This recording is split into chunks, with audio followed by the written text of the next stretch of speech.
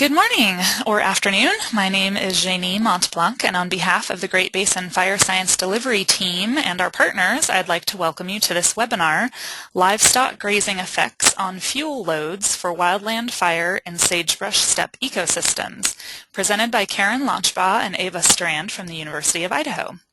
Before I introduce our speakers, I want to let you know that you may ask questions of the speakers or me at any time during the webinar by typing them into the questions pane of your control panel, which is located at the top right of your screen. I can respond to questions addressed to me throughout the webinar, but I will field the questions for the presenters after the presentation. I will show up in your questions pane as the Wildland Fire Lessons Learned Center. I would also like to let you know that whatever you do in your control panel doesn't affect the webinar presentation, so you are welcome to type a test message or test your audio at any time. Now I would like to introduce our presenters. Dr. Launchbaugh is a professor of Rangeland Ecology and Management at the University of Idaho in Moscow. Her current research focus is grazing management, animal behavior, and wildland weed management. She has recently helped found the University of Idaho's Rangeland Center, a collaborative resource for conservation and stewardship. Dr. Eva Strand is an assistant professor for the Rangeland Ecology and Management and Wildland Fire programs. Her research focus is applied landscape ecology and GIS applications in natural resources. Welcome, Karen and Eva, and thank you for joining us today. Well, great. Thank you very much, Janae. And I assume that you're going to transfer the screen over to what's on my screen right now? Yes. All right. Okay. So I just hit show my screen. Yeah. Okay. Great. Perfect. Okay. Well, there we are then. Okay. Well, thanks so much for inviting us. We're really wondering why we decided we would do this. This is Karen Launchbaugh, and Eva Strand and I have been working together for more than a decade. And some number of years ago, let's see, is the screen looking okay to you, Janae, before I head off and go into this? Yes, it looks great. Okay, good.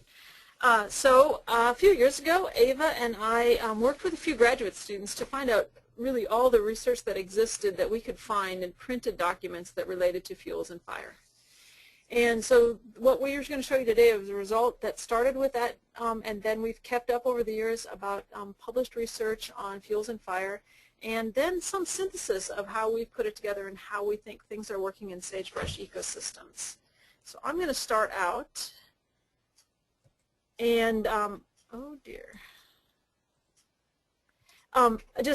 this first slide is just something that I think anyone who's working in wildland fire knows, that at least in the Great Basin and in the sagebrush ecosystems, according to this data from the National Interagency Fire Center, the number of fires is going down across the West, but the size of burned area is going up. So what we're seeing is fewer, larger fires, and that's quite disturbing to those of us who are trying to manage these ecosystems.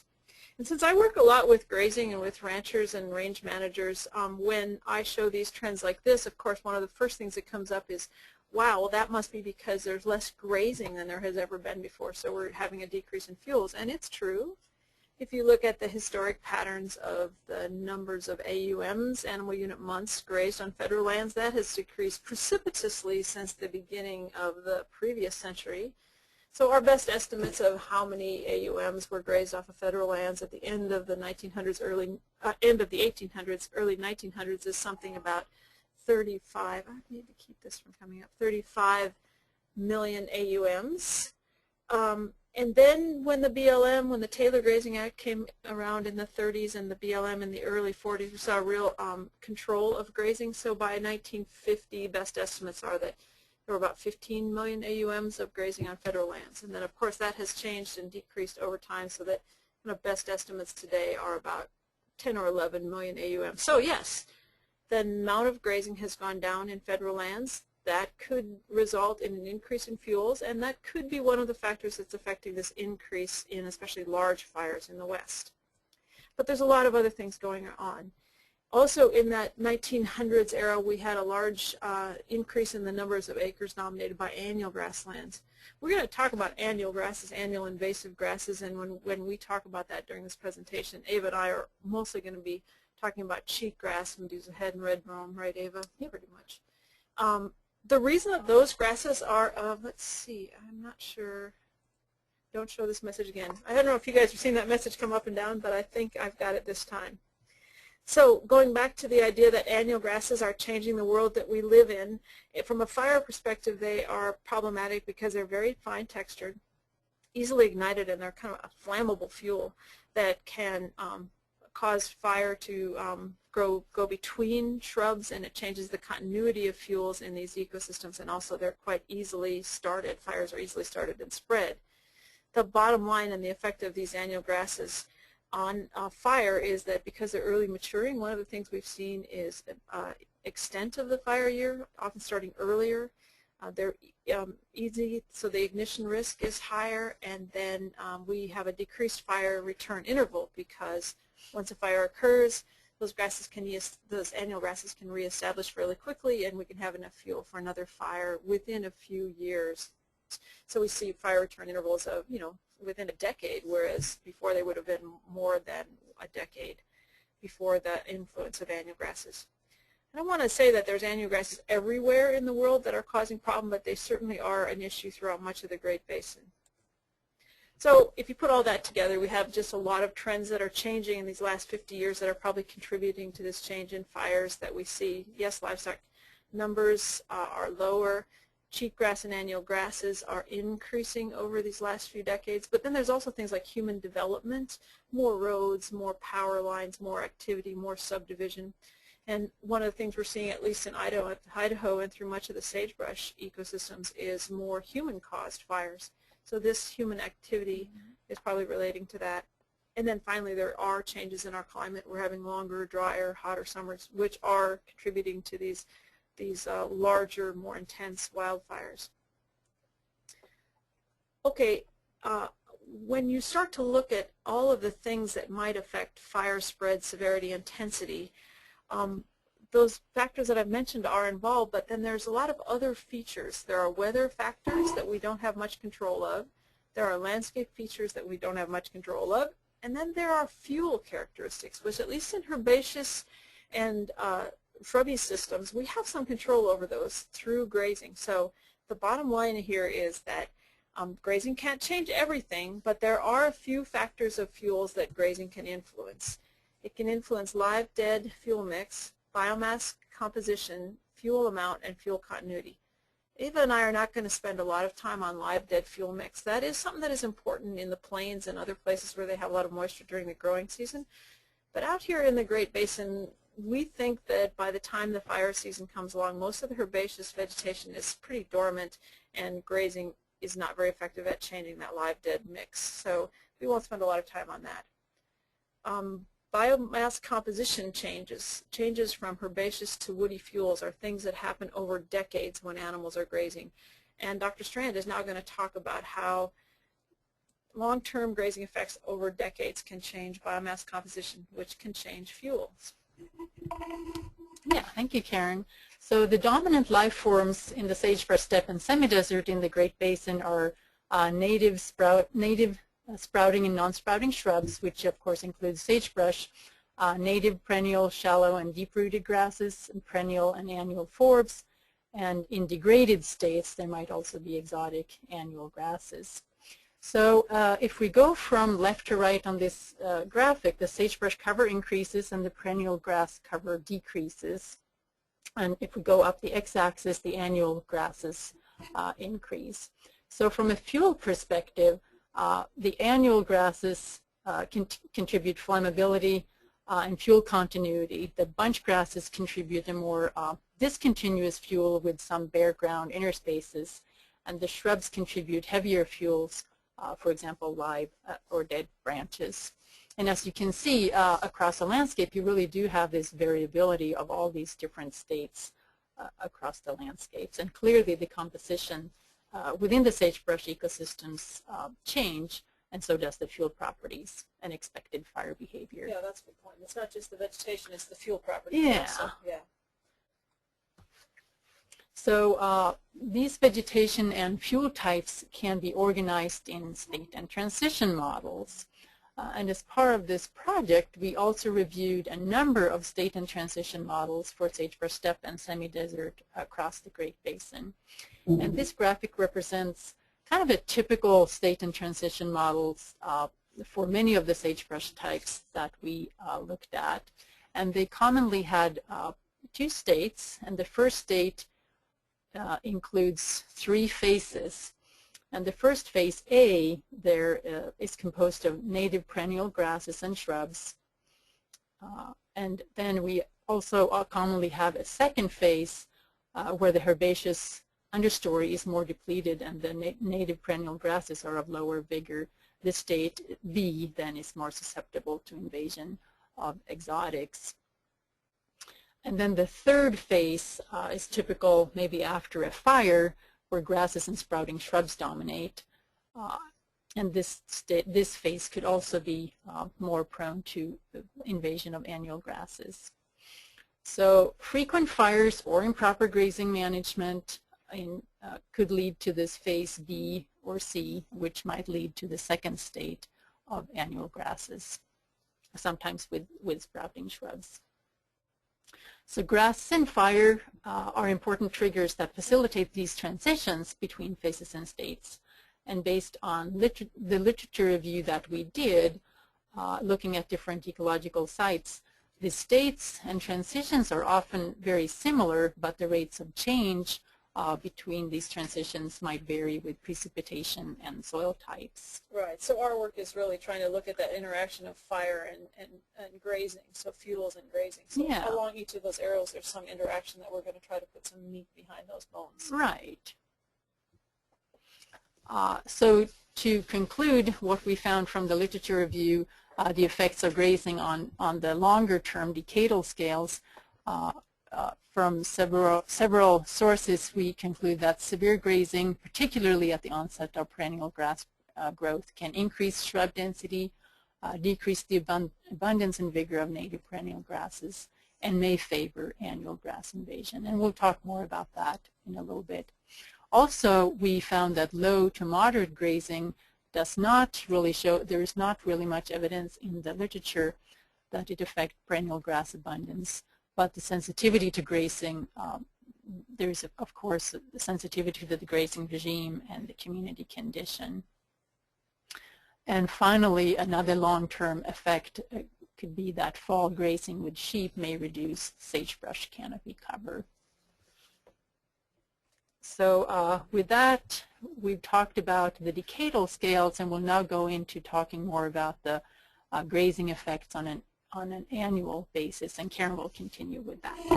But I think what we've encountered over talking about this topic with people is they often don't realize that there's sort of two things going on here. One are these decadal changes that affect the kinds of plants that are out there and the fire characteristics, the fuel characteristics. Right. And when people think about grazing and fuels, they really think about what happened just this year or last year from grazing, and I'm going to talk about that. So I'm going to talk about the role that livestock grazing has on these really immediate kind of fuel loads. So let's focus first on those fire fuel loads. Okay, if you've spent any time in the sagebrush ecosystems, especially looking at fire, you've seen a number of these fence line contrasts where it looks like the fire burned up to the fence and then stopped. And in this case, and in many cases, it's because on the one side of the fence, grazing was occurring and it was reducing fuels, or it was changing the fuels in some way, so that the fire came up that line and stopped. It ran out of fuel. It changed in character. So from this, these type of on-the-ground observations, and from some literature, both modeled and looking at fires that exist, we know that grazing can influence the perimeter or the extent of fires, such as this case where it came up against a fence and stopped. There's also some evidence that it increases patchiness, and I guess I'm starting to think now we got to quit thinking about stopping fires and changing the nature of fires and creating more patchy characteristics. So we're trying to delve into that now, Eva and I are. The next is that we are starting to see how grazing influences intensity. That's a hard thing to measure, but we do know it exists. And then from a firefighting perspective, from really trying to manage these large wildfires, it's important that grazing also influences flame length and rate of spread. So we're going to show what evidence we've found that grazing influences those two features also. So here is actually a great visual of what we're talking about. This was a picture taken by Mike Pellant over the Murphy Complex fire. So he was in a helicopter and he saw this, and on the left here is an area that was ungrazed sagebrush, and you can see that this looks like it burned quite fully. It's quite black, and there was a lot of biomass that was burned to the ground. The next area is an ungrazed seeded area, probably crested wheatgrass or some other perennial wheatgrass. And you can see the lines, the row lines, so it looks like there was some certainly burning, but not as intense or complete as in the sagebrush. But then what's really interesting is when you approach this fence line here. Some areas the fire actually stopped at the fence line, so the fuel changed so much in this grazed seeded area compared to the ungrazed seeded area that the fire stopped. What's interesting to me is that in other cases the fire just kind of fingered out into that grazed area and became quite patchy. So this is a case where, you know, this fire was leaving some patches behind. There were probably some seed sources, and it was probably at some lower intensity. So changing extent is important, but also changing the nature of wildfire is also something we need to look more closely at. Okay, something we've known for decades, generations perhaps, is that grazing changes the accumulation of biomass in litter on the range. Nothing new. When you have an ungrazed plant, you tend to have some live stems, especially of bunch grasses in this case, but also some accumulation of dead material. And then that distribution of litter around that perennial crown is important when we're talking about fire effects. So I'm going to highlight a research that really kind of shows the obvious and really put some numbers behind something that we've known for a long time, and that is some research that was conducted by Kirk Davies and his colleagues out at the Agricultural Research Station at Burns, Oregon. So here was a study that they did and published in 2009. They had 4 treatments, ungrazed and grazed, and then in those areas they applied either burned or unburned conditions. So there were 4 possible treatments. They put these treatments on 3 different parts of the landscape, 3 different sites, but all of these sites were dominated by Wyoming big sage, and then the grasses in the understory were Thurber's needlegrass, blue bunch wheatgrass, Idaho fescue, and bottlebrush squirreltail. So it was a mix of these common perennial grasses that we see in the Great Basin. What the study was based on some exclosures that were created in 1936, and they've been in on the ground about 60 years, so about 60 years of exclusion from grazing. And at the time of this study, there was no difference in plant cover density or biomass inside and outside of those exclosures. The area outside was moderately grazed by livestock, so they estimate it was 30 to 40% utilization from those 60 years after the exclosures were established. However, inside of the exclosures, although they didn't see a difference in live cover of plants, they did see a 2-fold increase in that standing dead biomass. And now here are some results. They burned those areas in 1993. It was a fall prescribed burn, and here's what they found. Okay, no surprise, when you look at the area that was grazed, there was less of that standing dead biomass. So there was standing crop that included both current years and previous years. Vegetation was lower in the grazed area than the ungrazed. The amount of actually green biomass, the herb column here, is the same. The living herbaceous vegetation was the same inside and outside the exclosure. The litter, which is the ground litter in this case, was the same, and so that resulted in a total amount of biomass inside the exclosures being higher. But once they burned that, the results of how that vegetation changed is quite interesting. What they found was no difference in the amount of sandberg bluegrass inside and outside the exclosure, so grazed or ungrazed. There was more biomass of perennial grasses in the area that was grazed, so the grazed area outside the exclosure and then burned, than there was inside the exclosure and then burned. So more plants survived in the grazed areas after the fire than inside the exclosure. It's also interesting if you look at the cheatgrass, the response of annual grasses in this case. It was a very large increase in the amount of annual grasses in the exclosure, in the ungrazed area after the fire. So that was a bit stunning because we would think that livestock grazing is a disturbance, so that we should see more annual grasses outside the exclosure. But in this case, that's not the case. That's not true. Perennial forbs were more in the grazed area after the burn, and annual forbs were more in the ungrazed area after the burn. When you look at the paper, the work by Davies, they assume or they propose that these differences observed here are because of an increased intensity or heat of the fire because of the extra dead biomass inside the exclosure. So I know that those researchers are continuing work to figure out exactly what the mechanism was that caused these differences, but this is what they found after the fire. I love graphs, but it's also great when pictures tell the story. So here, 15 years after the study, on the left-hand side you see the grazed area that was burned, and you see a lot of healthy grasses returning, and really, at least in this picture, you can't see any annual grasses. On the right-hand side you see a pretty good stand of cheatgrass and not very many perennial grasses. So looking one way into the grazed area and then burned versus in the ungrazed area that was burned. So we do know that grazing can change the nature of wildfire and change the response of plants after fire.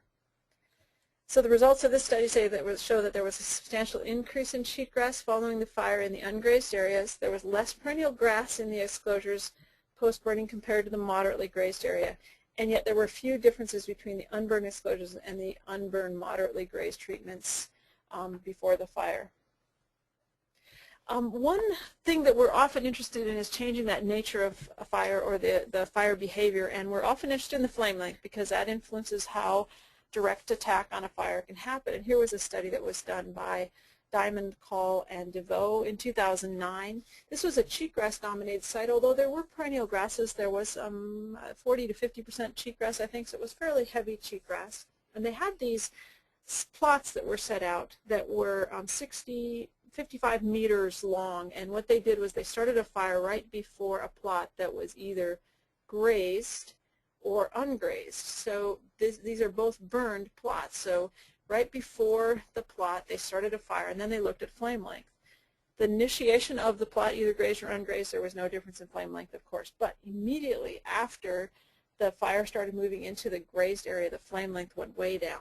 So 5 meters into the plot, of the grazed plot, 15 meters into the grazed, 35, 55. In some cases the fire nearly extinguished before it got through the 55 meters of the plot. So even in a fairly high area, an area with fairly high abundance and cover of cheatgrass, grazing can make a difference. Okay, admittedly this was a fall fire, so it was a prescribed fire. It wasn't one of those fires that we see in the middle of the summer, and it was quite dominated by cheatgrass, but there were some perennial grasses in most of these plots also. So the bottom line is, even kind of in the worst case scenario when you're talking about cheatgrass, grazing can influence fire behavior, and in this case influencing flame length. So that puts us back to our graph here where we're talking about livestock grazing affecting fuels, and I've talked a little bit about how that affects fire behavior. One other really important factor that we're starting to learn more about is continuity, and Eva is going to tell us a little more about what we do know about continuity of fuels. Yeah, thanks, Karen. So Davies and others also looked at the size of perennial grass gaps between plants, shrubs, and litter, and found that grazed sagebrush steppe contained significantly smaller perennial grass patches and significantly larger gaps, while they found no difference between the available or the average length of shrubs and litter. So we can kind of see that the fuel continuity has changed, but the question still remains, how might that change fire behavior? So on the next slide, in another study by France and others, grazing was shown to remove grasses between shrubs to a larger extent than under the shrub canopy, which is really commonly known, and thereby changing the heterogeneity of grassy vegetation and fuels. So this graph shows the number of days that animals were in a pasture and the proportion then of grass in the interspaces with the open circles and the grass under the shrubs with the dark circles. So again, we can see this change in fuel continuity, but one might ask, how might this alter fire behavior? So we have talked about how grazing works on a decadal and yearly basis, and Dr. Launchbaugh will now continue to talk about invasive annuals. Okay, so one other effect we know, we've talked about the role that invasive annuals can have in promoting fires, and we also know that livestock grazing can influence the proportion of invasive annuals, this being cheatgrass, Medusa head, and red brome, compared to perennials in the ecosystem. But what do we really know about that? Well, we went through dozens of studies on this, and we can obviously say that grazing can promote annual grass invasion. Yes, annual grasses are ruderal species that often respond well to disturbance. So in some studies, yes, grazing can promote it. On the other hand, grazing can suppress annual grasses. We found other studies where grazing was applied in a way that suppressed or reduced annual grass abundance. We also know that by excluding grazing, you're not going to stop annual grass invasion. Furthermore, it's difficult to stop annual grasses with grazing. So with or without grazing, you're going to have annual grasses. You can probably change the rate of invasion. So that leads us to the only answer to this question, which is it depends. The role of grazing on suppressing or affecting annual grass abundance does depend, and in this case it depends on the season of grazing and the available moisture. We think that's why some studies there's less annual grasses after grazing, and in other studies there's more. So here's what we know about that. This is kind of a graph that sort of shows the state of the knowledge. This was a study done by Jay Davison out of Nevada, and he was just looking at whether sheep could be used to control cheatgrass, and in 2000, 2001, 2002, it's pretty clear. Sheep grazing reduced the amount of cheatgrass. This was a pretty heavy cheatgrass stand, but the sheep certainly ate cheatgrass and certainly reduced its abundance in the ecosystem. Here's a problem though. In 2002, they removed grazing, so there was no grazing after 2002. And look at it, 2003, you can see that cheatgrass came right back. So the problem with using grazing for targeted grazing to remove cheatgrass is that you kind of got to stick with it, because at minimum the seeds of cheatgrass and other annual grasses are going to be viable in the environment, for at least 5 years, probably more than that depending on the conditions. So unless you remove that seed source, the annual grasses can come back fairly quickly, like they did in this study. But on the other hand, you can use grazing to suppress annual grasses, like they did in the study. This study is an interesting one, and we're going to throw it in here because I think it relates to what is happening in the Great Basin. Although this study by Loser et al. Was done in northern Arizona in the ecotone between perennial bunch grasses. It wasn't a high mountain Great Basin grasslands, but it was where it is an ecotone between the grasslands and ponderosa pine forests. So it doesn't really relate so much to the sagebrush, but I think it captures what we're seeing in sagebrush ecosystems based on the number of studies that we looked at. What they found in this study was that under moderate grazing conditions, cheatgrass was the lowest in a pretty long-term study here. Cheatgrass, the yellow line, was moderate grazing had the lowest level of cheatgrass in the study of all the treatments. Having no grazing, this green line here, had more cheatgrass than the moderately grazed area. And we see that in many cases in the Great Basin. On the other hand, we also see that improper or heavy grazing or intense grazing can promote cheatgrass, so that high grazing can have increased cheatgrass also. So this might be another reason that we're seeing situations where grazing seems to suppress and other times where it seems to promote it. So it's kind of a parabolic kind of relationship where no grazing might have high amounts of cheatgrass. Well-timed grazing might have low amounts of cheatgrass, and then poorly timed or intense grazing might have higher amounts of cheatgrass again. Here's another interesting thing about this study is in 2003, at the end of 2002, there was very little moisture, and they entered a situation that they called drought-like. So they had a really low moisture condition. And then here, look what happened to the high-impact grazing treatment and the cheatgrass in that treatment under the high-impact grazing. And so what we found is we really were able to they were really able to promote cheatgrass abundance when there was limited moisture and high intense grazing. So again, you got to be careful with grazing. It can suppress or it can promote. It just has to be carefully done. So I think I'll take credit for this a little more than Eva. She can stand up for it as much as you want, but I've thought a lot about, of all the studies we've read, how can we put those into when might we have an effect where we could suppress cheatgrass, and when might we have an effect where grazing promotes cheatgrass. In most cases, I think no grazing would promote cheatgrass, especially if we have these warm, wet winters as we seem to be having. Cheatgrass really benefits from those. So if you do nothing, I think it's likely the cheatgrass will increase in most of the sagebrush ecosystems, the perennial grass shrubland systems. Early spring grazing, as long as it occurs before the perennial grasses are starting to flower and to bolt, that early spring grazing is a time when the cheatgrass is the most abundant green biomass out there, those annual grasses. And it's quite nutritious and quite palatable to livestock at that time. So they often will focus their grazing energies on those annual grasses. So that can suppress the competitive ability of those annual grasses and give the benefit back to the perennials. So if grazing happens early in the season, I really believe there's pretty good evidence that grazing can benefit the perennial grasses at this time and suppress the cheatgrass. However, if you go later to that, what we call the peak season, where the perennial grasses are starting to bolt and flower and produce seed, now those plants are becoming more susceptible to grazing. They have a lot of energy demand because they have a lot of leaves and they're producing seeds, and also the resources in the environment are becoming limited. So grazing at this time can be detrimental to the perennial grasses, and then therefore the annual grasses would benefit from that lower root biomass that might be there the next year. So I think pretty good evidence also that grazing at that peak biomass when the grasses are flowering and producing seeds can really suppress the perennial grasses and benefit the annual grasses.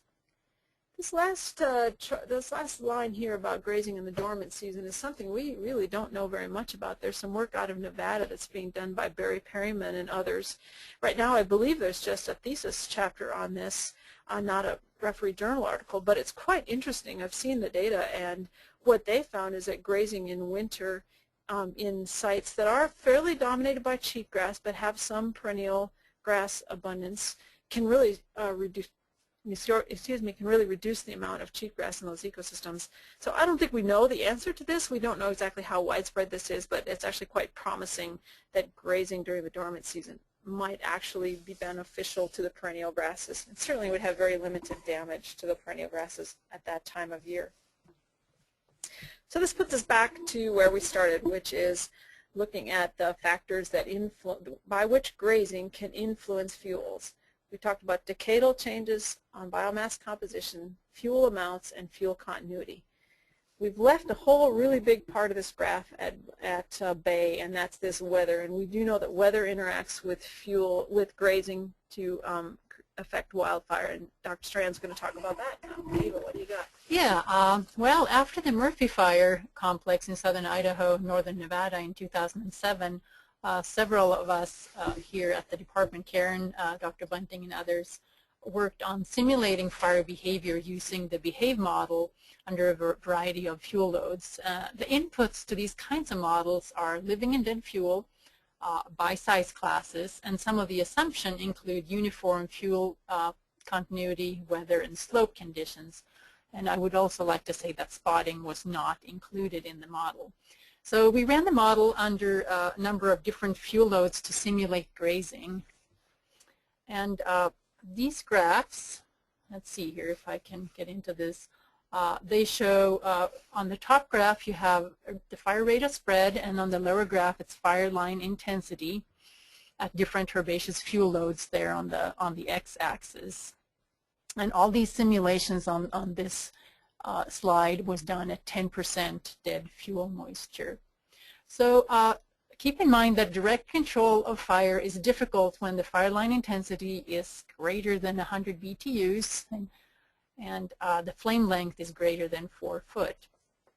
So as you can see, that condition of 100 BTUs occurs at about 100 pounds per acre of fuel load or herbaceous live fuel load, which would in the northern Great Basin correspond to about 70% utilization, which really would be considered right. We'd often think about sustainable. We think about these sagebrush systems as producing 600 or 700 pounds per acre. So if you need to get the vegetation down to 100 or 200 pounds per acre, that's pretty high utilization levels. Yeah.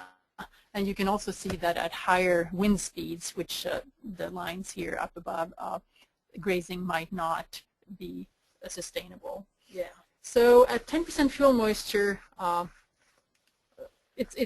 basically we said that grazing isn't unsustainable. Yeah, it could be used in a fuel line or fire line situation, Yeah. but probably not on large landscape scales. Exactly. You can use it on a for that's treatments right.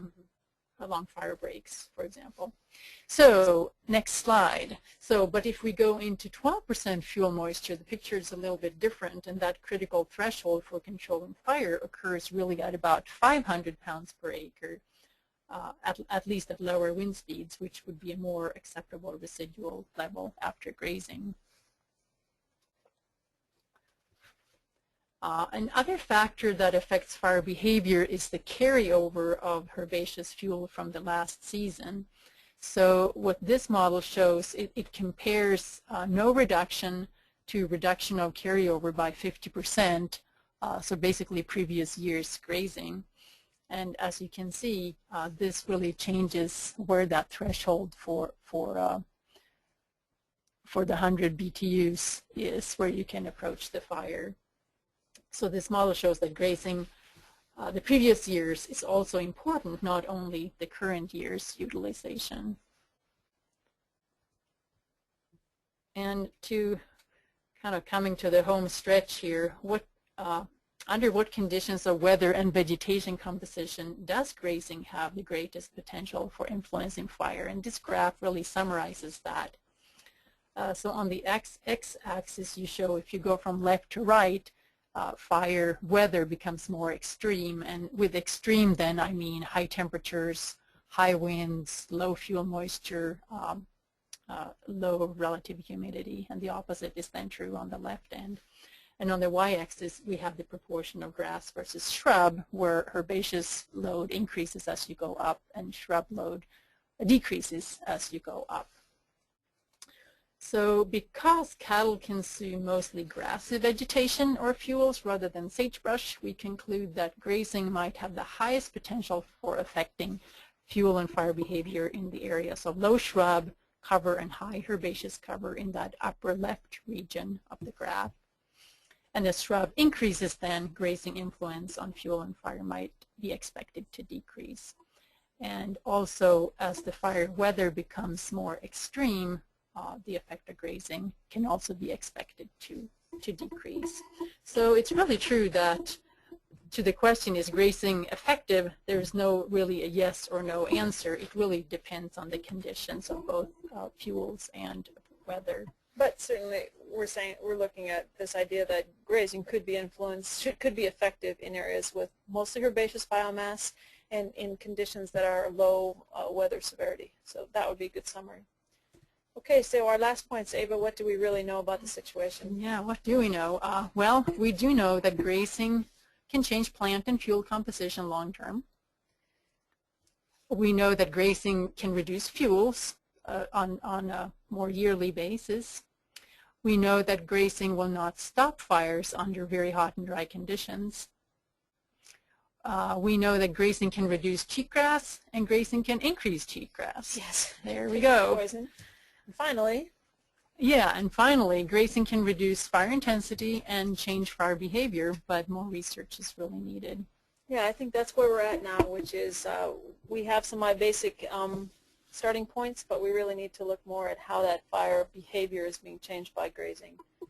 So that's what we've been doing for the last few months of our lives, and we sure would like some questions and some ideas. So Janae, we're going to hand it back to you. Great, thank you so much. All right, if you have questions, please type them into your questions pane and I will field them to Karen and Eva. The first question, and I'll try my hardest to pronounce your name correctly in this, the first person who's asked a question, I'm afraid I'm not going to say your last name correctly, but I'll try my best. So Bill Lutens asks, states an AUM in 1950 was for a 600 or 700 pound pair. Now it's 800 to 900 pound pair. So there's less AUMs in use now, but I'll bet the same weight of forage. I think this was regarding your third slide. Right, yeah, I think it depends. For me, an AUM of forage is 650 pounds, and it has always been that because that's the amount of forage a 1,000-pound animal eats in a month. It's true that animal units, the actual weight of cattle has increased over time. I actually would put them a little higher than what you've just said. I think historically they were about 1,000 pounds, at least in the 50s, and now they're certainly more than 1,000 pounds, but still an AUM of forage is 650. So I can only go on the numbers of AUMs that are reported in the government. So I do know that animal weight has changed, but the amount of forage that a 1,000-pound animal eats in a month is still about 650. So it just depends on how the reporting is done by which agency and when. Okay, thanks. Amanda Gearhart asks, given the variability of spring moisture and temperature, perennial grasses don't always flower at the exact same time every year. It seems that the line between when you can reduce cheatgrass without negatively affecting your perennial grasses is a moving target and may be very difficult to hit, especially with federal grazing permits. How can we graze to reduce cheatgrass while proving we are not affecting native perennial bunch grasses? Wow, that's a good question, Amanda. It is really a challenge. A good targeted grazer who's paying attention to the environment has to pay attention to those things. And I would honestly say the other part that you didn't mention is that how much moisture came after you grazed. So we found we can reduce cheatgrass, but as long as it doesn't rain after we get done with our grazing. So that's another factor to put into the mix. I guess I would say that it can be done in most years as long as you're paying close attention to the increase of the perennial grasses and when they're flowering. And also remember that often we're not grazing those perennial grasses every single year when they're flowering, so there may not be sort of long-term damage done. So you have to pay attention to both the cheatgrass when it's susceptible and the perennial grasses when they are or not susceptible. I don't know how you build in the flexibility. I don't know if you've got any ideas, Eva. You really have to be out on the ground watching both the phenology of the perennial grasses and the annual grasses. So I don't have a really good answer other than we really need to define exactly what are the terms that give us those decision points. So do you think that would be more of a prescribed grazing scenario rather than? I think so. Although it's true that we often see less cheatgrass in just randomly grazed areas because animals do prefer cheatgrass in the spring. So, a good question, Amanda. I think we've got more work to do to define those decision points as they relate to weather conditions. Great, thank you. William Hopkin asks, in the graph that showed the spike in cheatgrass in 2003 following the drought year of 2002, in northern Utah, 2003 was an above average moisture year. Could that have been a main reason for the spike? Oh, so you're talking about this, I don't know if you can still see my graph there, it's 2000, the study done by Loser. All I can say is that what those authors talk about in their study was that was initiation of some poor conditions in northern Arizona. So I'm not certain I can go back, but I know that I did. That's a really good study. I'd really recommend it. If you download the article, the draft article that Eva and I provided that Janae has up, it'll give you that reference and a little more data about that study. So I'm sorry, I'm not sure exactly what it was like in Utah, but at least these authors counted 2003 and 2004 as dry years, and that's why they assumed there was an increase in cheatgrass abundance at that time. So Janae, did I answer that question appropriately?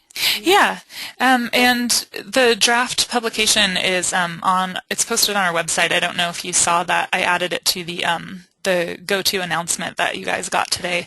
But if you go to our website at www.gbfiresci, as in firescience.com, and go to this webinar, and you'll find the link to the draft report there. William, I'm afraid I can't answer.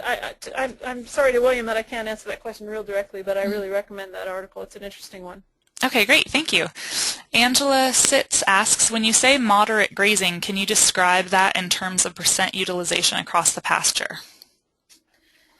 Well, in perennial bunch grass throughout the sagebrush steppe, you'd think we would know exactly what moderate grazing was. Everyone has a little different term, but most often I hear the terms moderate grazing being somewhere between 30 and 50, hovering right around 40% utilization. Those numbers come from some pretty good but old literature that looked at the utilization levels at individual plant levels and looked at things like root response and then response the year following grazing. Most of those show that when you get utilization at moderate levels, that 40-ish% level, that you don't have long-term loss of a plant of health of perennial bunch grasses. And again, it's important to think about having grazing one year and maybe rest in future years. So most often when I talk with other range scientists and they talk about moderate grazing, they're talking like 40-ish%. Yeah, and that's what we saw in the literature too that we cited. That seemed to be somewhere between that 30 and 50 seemed to be where people called it moderate. Okay, great, thank you. William Hopkin asks, I guess this is a question for me. He asked if the PowerPoint slides will be available, and if so, how to get them. And he also said, excellent presentation. Well, we'll make them available to you by PowerPoint or by as a PDF. Is that okay, Janae? Yeah, that's great, and I'll post them on the website, and I'll give you guys that information after all the questions. So David Pike asks, you use the term moderate grazing to describe some of the studies, but moderate to one person can differ from another person. Davies and others had 30 to 50% utilization and a stocking level of, it looks like 0.22 AUMs. They also had a deferred rotation grazing system. That might help. This might help. Dave Pike, that's a really great question, and I think that's one of the reasons we're seeing so many differences, why we apply grazing one time we have this effect and grazing another time we have a different effect. And those are probably the biggest ones. The actual stocking rate in number of acres per AUM is sort of irrelevant because the biomass can change so much from year to year, so levels of utilization probably relate more to the response of the plant community. And you're absolutely right, 30 to 50%, sometimes more, sometimes less than that. That term moderate grazing, if someone has seen an actual discussion of that actual number in the literature, we'd be happy to see it because we saw really broad ranges. So I think to really move ahead, we're going to have to start really talking about biomass production per animal unit. You'd also pay more attention to what the initial condition was then. The initial condition, Yeah. how much precipitation there was that year, and then was it deferred the following year. Right. So grazing management, there's a lot of balls in the air on this one, so I apologize that we were trying to simplify matters, but there are just a lot of moving targets, and Dave has pointed several of those out. Great, thank you.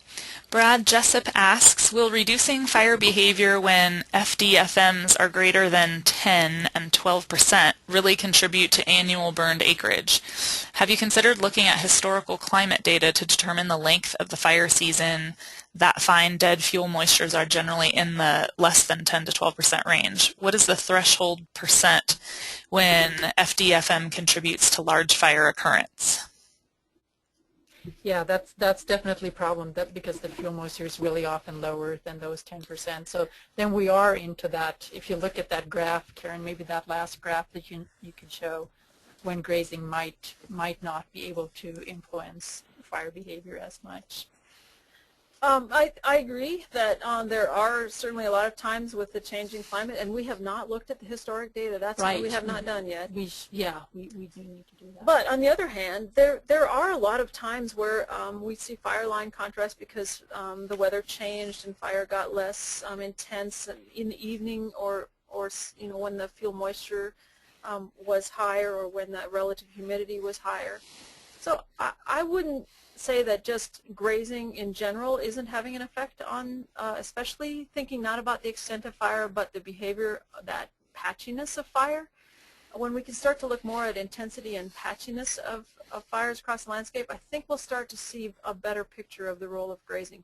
But also what we didn't study yet, and I think the next frontier, at least what I'm seeing and what you're researching, Eva, is this idea of using grazing to create fuel breaks or green lines along with other fuel breaks.